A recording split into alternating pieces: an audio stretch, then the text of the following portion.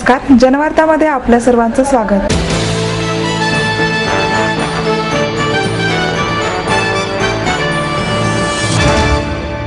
महाराष्ट्र हे मध्यराष्ट्र झाले असून याचे राजकीय विद्यापीठ बारामतीला आहे, अशी घणाघाती टीका ज्येष्ठ सामाजिक कार्यकर्ते डॉक्टर अभय बंग यांनी केली. 10व्या पुलोत्सवाच्या उद्घाटन प्रसंगी डॉक्टर बंग यांच्याशी ज्येष्ठ निवेदक सुधीर गाडगीळ यांनी संवाद साधला. डॉक्टर बंग म्हणाले, सांस्कृतिक शहर म्हणवणाऱ्या पुण्यात रेव आणि चिल्लर पार्ट्या होण्याचे कारण म्हणजे महाराष्ट्र हे मध्यराष्ट्र झाले असून त्याचे राजकीय विद्यापीठ बारामतीला आहे. एवढ्या मोठ्या प्रमाणात मद्य निर्मिती होणार असेल तर त्याची विल्हेवाट लावण्याचेही मार्ग शोधलेत जाणार. हातबट्टी कशी लावावी याचे प्रशिक्षण दिले जाणार आहे. हा भस्मासुराचा शापच आहे. त्यामुळे पुण्याकडून मद्यमुक्ती क्रांतीची अपेक्षा आहे. देशात 3 महत्त्वाच्या क्रांती आहेत. तंत्रज्ञानाची क्रांती माणसाला एकटेपणाच्या तुरुंगातून बाहेर काढून माहितीच्या सागरात स्वच्छंद फिरवत आहे. तसेच अण्णा हजारेंसारख्या आंदोलनामुळे नागरी क्रांती घडत आहे. हजारे यांनी या आंदोलनाने देशाच्या ठसठसत्या गळवाला चिरा दिल्या आहेत. सध्या बाहेर येणारी भ्रष्टाचाराची प्रकरणे म्हणजे त्यातील पू आहे. त्याचा निचरा होणे आवश्यकच आहे. सर्वसामान्यांना घेऊन होणारे हे नॅनो राजकारण सरकारला आव्हान देत आहे. ही चांगली बाब आहे. मी अण्णांच्या आंदोलनाचे स्वागत आदर करतो, परंतु मी स्वतः त्यात सहभागी होणार नाही. मी माझ्या सुरू असलेल्या कामाशीच प्रामाणिक आहे. बारामतीला येणारे द्राक्षाचे वायनरी प्लांट किंगफिशरशी हात मिळवणी याची कमी होती म्हणून की काय, पुणे विद्यापीठात वाईन टेक्नॉलॉजीचा अभ्यासक्रम सुरू होणार आहे असे ऐकायला मिळाले, पण हे थांबलेच पाहिजे असेही डॉक्टर बंग यांनी यावेळी स्पष्ट केले. किंगफिशरचं विमान आता जमिनीवर आलेलं आहे. तर ही जी मुलं दारू पितात आहेत त्याच्याविषयी दुःख तर बाळगावं, आपण मूळ कारण ते नाही आहे. त्या बोटाकडे बघू नका, चंद्राकडे बघा. जर महाराष्ट्रामध्ये मद्य निर्मिती एवढ्या मोठ्या प्रमाणात होईल तर ते मद्य हे आपलं मार्केट शोधणारच आहे. आणि मी जे ऐकलं ते खरं असेल तर ते त्याहूनही डिस्टर्बिंग आहे की पुणे विद्यापीठमध्ये वाईन टेक्नॉलॉजी शिकवण्याचे कोर्सेस सुरू झालेले आहेत.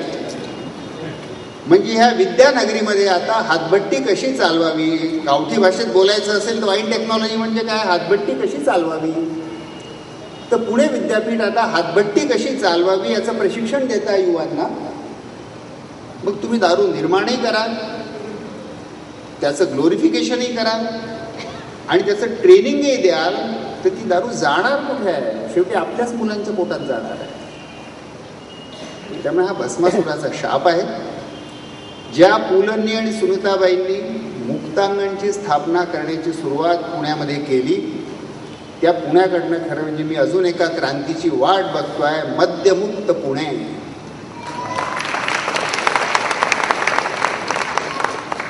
न्यूयॉर्क शहर ब्लूमबर्ग नावाच्या मेयरने टोबॅको फ्री केलेला आहे.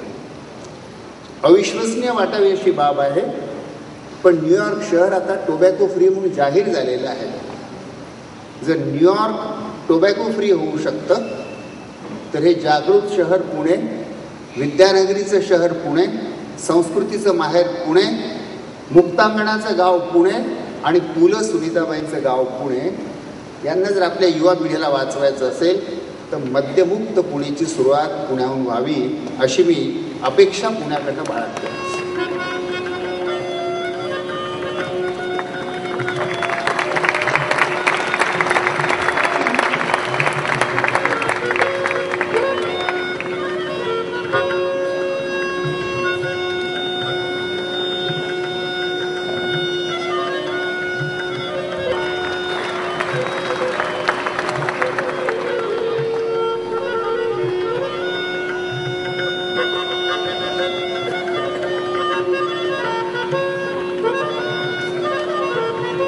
प्रति आदर व्यक्त करण्यासाठी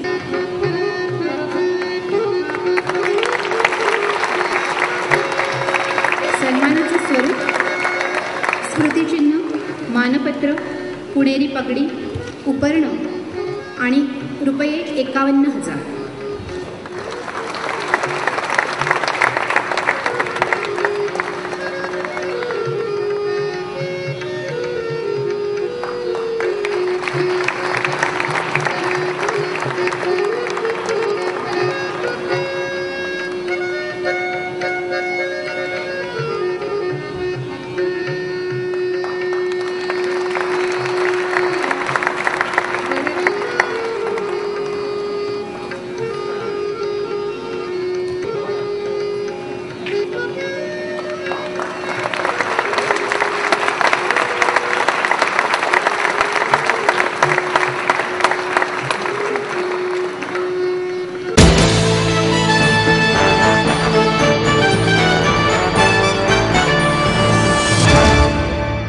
संघर्षाच्या दिवसांमध्ये काम करत असताना अचानकपणे कोणाकडून जरी मदत मिळाली तरी हिंमत वाढते, अशी भावना मॅक्सेसे पुरस्कार विजेत्या निलिमा मिश्रा यांनी व्यक्त केली.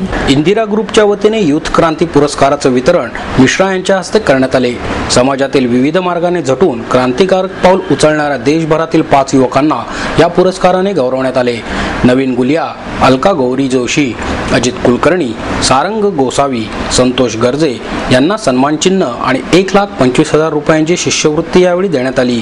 संस्थेच्या संस्थापिका अध्यक्ष डॉक्टर तरिता शंकर, संचालक चेतन वाकलकर, सरिता वाकलकर यावेळी व्यासपीठावर उपस्थित होते.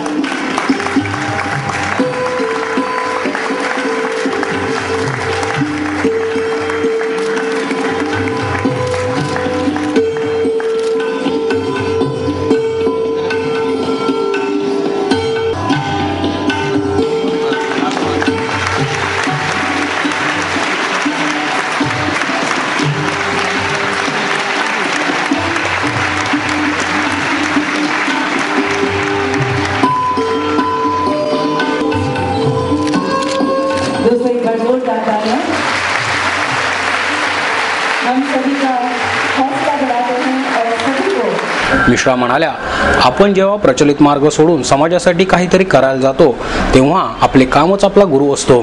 तेच आपल्याला नव्या आयडिया देत असतं आणि त्यासाठी मार्गही दाखवते. संघर्षांच्या दिवसांमध्ये कोणाचीही साथ नसते.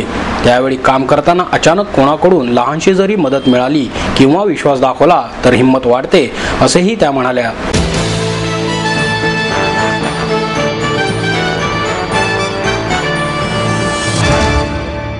उद्योजक महिलांना आत्मविश्वास देणे हे महत्त्वाचे काम आहे, असे प्रतिपादन सिम्बॉयसिसच्या प्रभारी कुलगुरू डॉक्टर विद्या एरोडेकर यांनी केले. प्रवीण मसालेवाले चॅरिटेबल ट्रस्ट यांच्या वतीने उद्योग जननी कमल पुरस्कार डॉक्टर एरोडेकर यांच्या हस्ते देण्यात आले. यावेळी कमल पुरस्कार वेबसाईटचे उद्घाटनही त्यांच्या हस्ते करण्यात आले. हे पुरस्कार उद्योजिका संगीता आवटी, रसिका जोशी, रेश्मा हांडे यांना देण्यात आले. यावेळी उद्योजक भाऊसाहेब चोरडिया, बाईसाहेब चोरडिया, मधुबाला चोरडिया, आनंद चोरडिया, विशाल चोरडिया, राजकुमार चोरडिया, योगीराज देवकर आदी उपस्थित होते.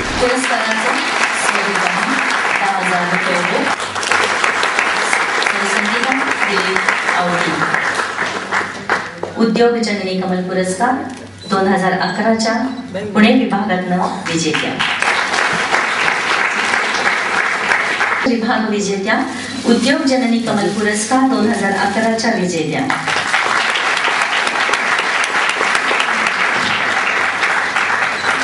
₹10,000 सन्मान चिन्ह आणि सन्मानपत्र असं या पुरस्काराचं स्वरूप आहे. आजच्या कार्यक्रमाच्या प्रमुख पाहुण्या डॉक्टर विद्या एरोडेकर पुरस्काराने सन्मानित करत आहेत. अशी मोठेपणा देशपांडे यांचा असा बचत गटाचे जेव्हा सगळे इथे आलेले आहेत तेव्हा त्यांनी आपण मला भेटून सांगितलं की मॅडम माझी अशी इच्छा आहे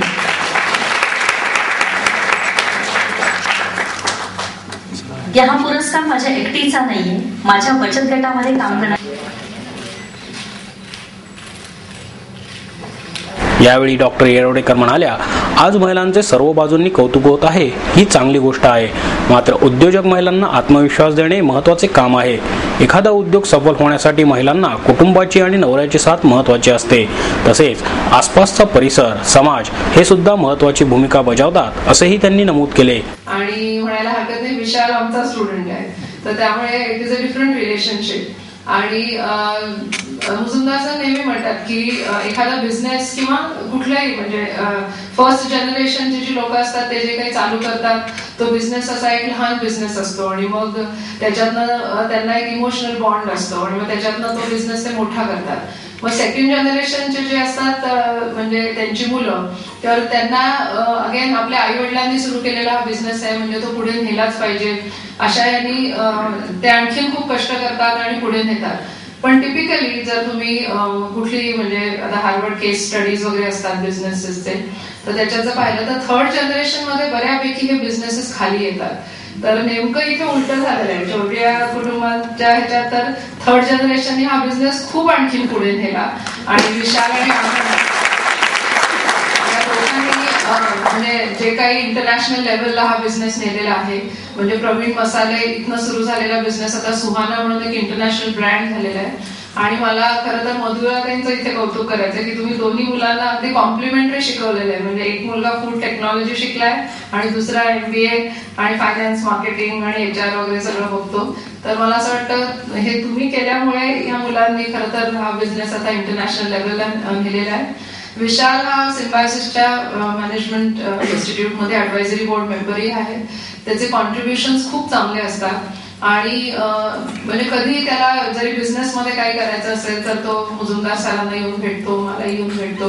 आणि त्यामुळे जरी आम्ही राजकुमारजी आम्ही जरी इथे तुमच्या म्हणजे फॅक्टरीजमध्ये वगैरे किंवा इंडस्ट्रीमध्ये नाही आलो तरी विचारलं आम्हाला तुमचा प्रोग्रेस अगदी म्हणजे दर महिन्याला. रसिका जोशी म्हणाल्या, ज्या महिला घराबाहेर पुढे असतात त्या घरातील क्षेत्रात मागे पडतात. त्यांना प्रवीण मसालेवाल्यांचा मोठा आधार वाटत असतो. संगीता आवटी म्हणाल्या, प्रवीण मसालेवाल्यांनी आमच्या प्रामाणिकपणाला, धडपडीला आणि कष्टाला दिलेली पावती महत्त्वाची वाटते. या माहेरच्या आहेरामुळे आमच्या पंखांना बळकटी येणार आहे असेही त्यांनी सांगितले.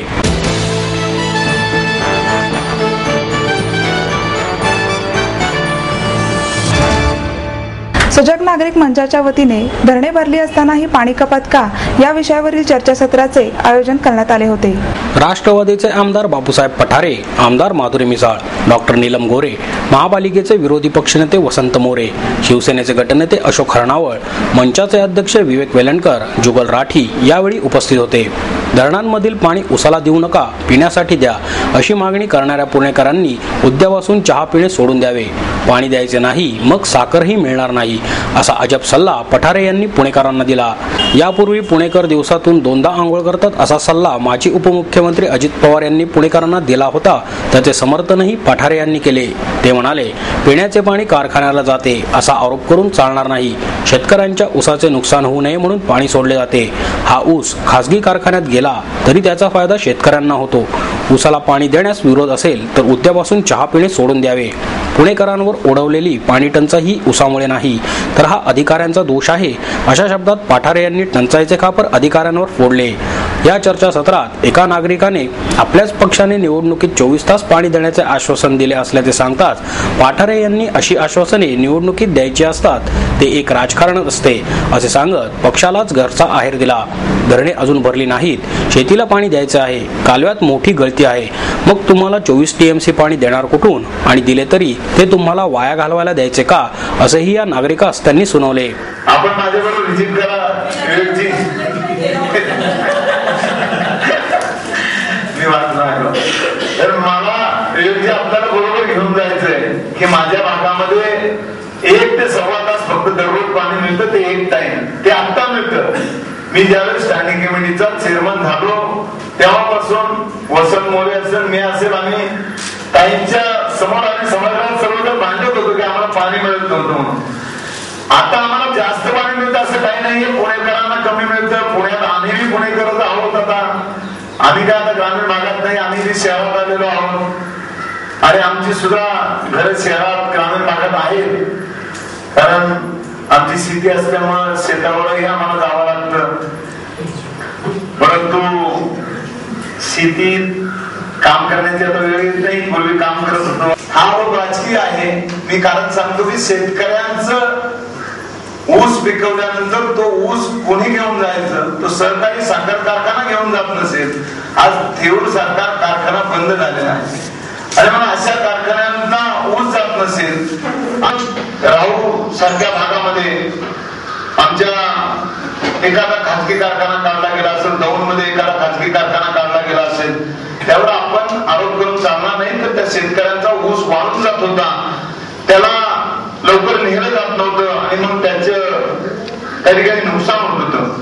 म्हणून खाजगी शहरामधून ऊस गेला आणि ऊसाला पाणी दिलं नाही पाहिजे, मग आपण चहा पिण्याचं बंद केलं पाहिजे शहरातल्या मंडळी. ऊस का नको? ऊस आपल्याला पाहिजे, आपल्याला प्रत्येक गोष्टीमध्ये साखर लागते. ठीक आहे, डायबिटीस आहे शहरामध्ये, जास्त प्रमाणामध्ये डायबिटीस आहे. ग्रामीण भागामध्ये आमची जनता खूप काम करते, शेतामध्ये राबते, त्यांना डायबिटीस कमी असतो. परंतु आता आम्ही शहरात आलो, आम्हालाही डायबिटीस झाला. आता आमचं कष्ट कमी पडले. कष्ट आहेत, परंतु कसले आहेत? बडबड करण्याचे कष्ट आहेत. सारखी मला सांगत होत्या की माझ्या एक ठिकाणी लिकेज होतं अर्धा 1 किलोमीटरवर, पाणी निघत होतं दुसऱ्या अर्धा किलोमीटरवर. आणि मग अशा लिकेज माझ्याही भागातील मी वसंतरावांना सांगितलं की मी नगरसेवक असताना ज्या ऑफिसवर बसत होतो त्या ठिकाणी ज्यावेळेस ड्रेनेज लाईनचं काम चालू होतं आणि त्या ठिकाणून पाणी निघत होतं, मी माझ्या पाणी पुरवठ्याच्या अधिकाऱ्यांना सांगितलं एवढं मोठं पाणी वाया जातं, आपण काय करणार आहात? त्यांनी सांगितलं आम्ही शोधतो पण सापडत नाही. आता शोधतोय पण सापडत नाही, याला काही विधान आहे का? आहे, परंतु तशी कारवाई प्रशासन एकमेकावर करत नाही. का शोधायचं नाही? त्यासाठी डिटेक्टर आणले पाहिजेत. आपल्या राज्यात नसेल दुसऱ्या राज्यात, दुसऱ्या राज्यात नसेल तर दुसऱ्या देशातून आणले पाहिजेत. शहरात आणि कालव्यातून होणारी गळती रोखल्यास पुणेकरांना पुरेसे पाणी मिळण्यास मदत होणार असल्याचे आमदार मिसाळ यांनी सांगितले. आधी पुणेकरांना पुण्यासाठी पुरेसे पाणी द्यावे आणि मग पाणी हव्या त्या कारणासाठी दिले जावे, अशी भूमिका वसंत मोरे यांनी घेतली.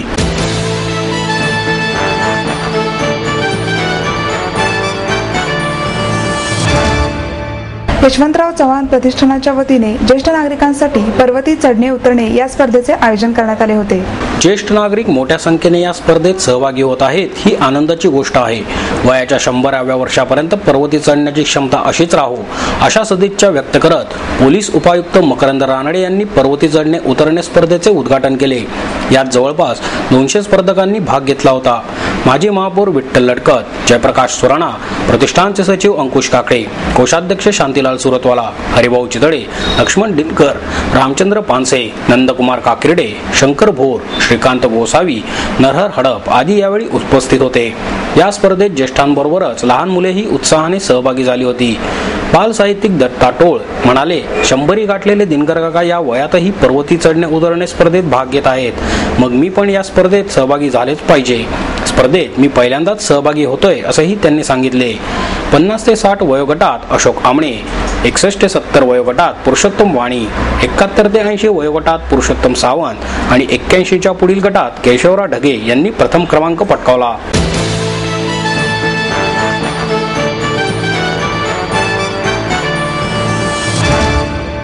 समाजातील सांस्कृतिक बदलाने चंगळवाद वाढला आहे, असे मत ज्येष्ठ शिक्षणतज्ञ डॉक्टर नहमत जोशी यांनी व्यक्त केले.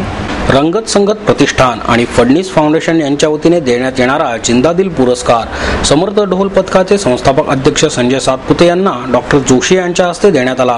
प्रमुख पाहुणे म्हणून ज्येष्ठ शिक्षणतज्ञ डॉक्टर अल देशमुख, पोलीस निरीक्षक भानुप्रताप बर्गे, रंगत संगत प्रतिष्ठानचे अध्यक्ष ॲडव्होकेट प्रमोद आडकर उपस्थित होते. जोशी म्हणाले, येत्या काही वर्षात समाजातील सांस्कृतिक कल्पना बदलल्या असून चंगळवाद आणि अस्वस्थता वाढली आहे. असे असताना संजय सातपुते यांच्यासारखी माणसे आपल्या जागृत जाणीवांनी समाजात परिवर्तन घडवण्याचा प्रयत्न करत आहेत. त्यामुळे अजिबात निराशा नसल्याचे मत जोशी यांनी व्यक्त केले. बर्गे म्हणाले, संस्कार, मौज मजा, रूढी, परंपरा यामध्ये आपण गल्लत करत आहोत. हे सर्व वेळीच न रोखल्यास त्याचे गंभीर परिणाम आपल्याला येणाऱ्या काळात भोगावे लागतील.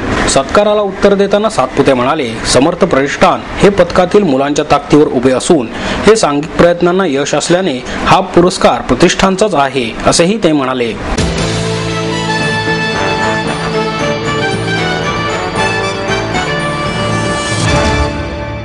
जागतिक मधुमेह दिनानिमित्त जनजागृती रॅलीचे आयोजन करण्यात आले होते. व्यक्तीचे आरोग्य चांगले राहावे आणि आपला देश आरोग्यपूर्ण राहावा यासाठी समाजामध्ये आरोग्याविषयी जनजागृती होणे आवश्यक आहे. निरंजन सेवाभावी संस्थेने आयोजित केलेल्या या कार्यक्रमाला नागरिकांनी पाठिंबा दिला. निरंजन सेवाभावी संस्था आणि सिप्ला लिमिटेड यांच्या संयुक्त विद्यमाने जागतिक मधुमेह दिनानिमित्त जनजागृती रॅलीचे आयोजन करण्यात आले होते. मधुमेह तज्ञ डॉक्टर चंद्रकांत राव, निरंजन सेवाभावी संस्थेचे रोनक झवर, अमित गायकवाड, आनंद कासट, गौरव बोराडे, डॉक्टर राधेश्याम लाहोटी, स्वप्नील देवळे, ॲडव्होकेट जगदीश कचोलिया, गिरिराज लड्ढा, जयेश कासट, संदीप टाके, शरीफ सुलतान यावेळी उपस्थित होते.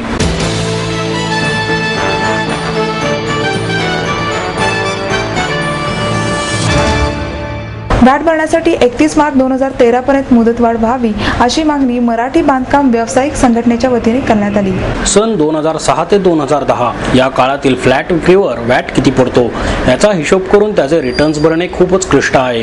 त्यामुळे 31 ऑक्टोबर पर्यंत अनेक बिल्डर विक्री कर विभागाकडे अर्ज आणि रिटर्न्स भरू शकलेले नाहीत. त्यामुळे वॅट भरण्यासाठी 31 मार्च 2013 पर्यंत मुदतवाढ द्यावी अशी मागणी मराठी बांधकाम व्यावसायिक संघटनेचे अध्यक्ष राजेंद्र पाटे यांनी पत्रकार परिषदेत केली. वॅट हा अप्रत्यक्ष कर असल्याने तो एंड युजर म्हणजेच ग्राहकाने भरायचा आहे असेही पाटे यांनी सांगितले. यावेळी संघटनेचे कार्याध्यक्ष सुधीर दरोडे, आरबी चाफळकर, गजेंद्र पवार, ॲडव्होकेट महेश भागवत उपस्थित होते. फ्लॅट ही संपत्ती अचल आहे, त्यामुळे शासन सुमारे 5% दराने मुद्रांक शुल्क आकारते, तर वॅट हा केवळ अचल नसलेल्या घटकांवरच लावता येऊ शकतो. मग वॅट फ्लॅटवर कसा काय लावला गेला हा प्रश्नच आहे.